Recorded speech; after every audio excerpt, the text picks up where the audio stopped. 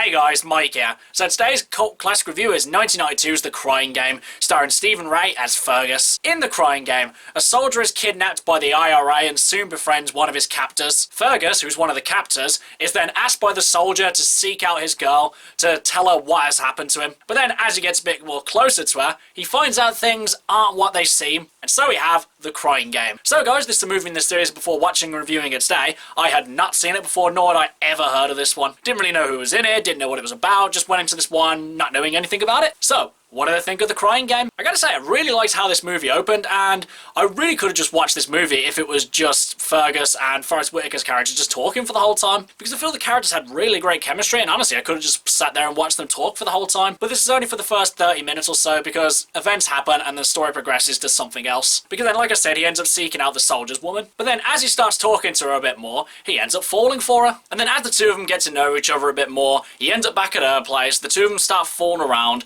and then he undresses her. The camera then pans down on her, and then you see her penis.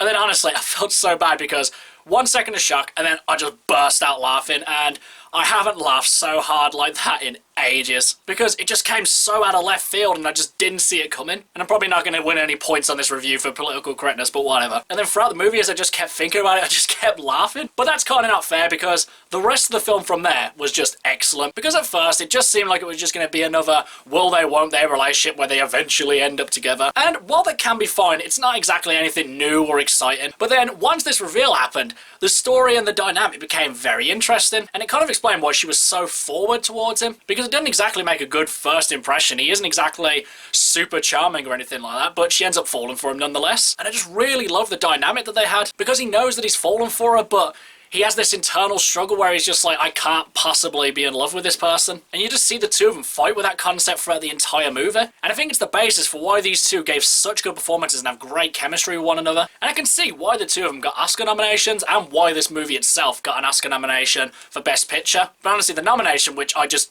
do not agree with in the slightest, was the editing. Because for the most part, the editing is quite decent, very clear cut, you know, it did its job. But then there'd be these random scenes where they'd cut ahead slightly for like about 3 seconds, then cut back, as if someone kind of dropped the editing reel and then just kind of put it back together at the last second. And honestly, it didn't really seem like anything was gained from doing this. If anything, it just made the whole experience seem kind of jarring and out of place. I'm pretty sure someone will tell me that it's quite artsy or something like that.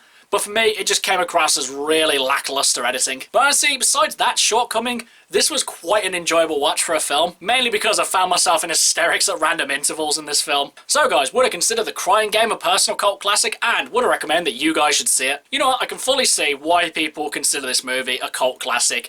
It's just really good. It's got good acting, a good story, all around just really well-made film. Apart from the editing, obviously, like I said. But as for whether or not I'd call it a personal cult classic, I wouldn't probably go so far as to say I'd put it as a personal cult classic. Not that there's loads of major critiques I could give to this film.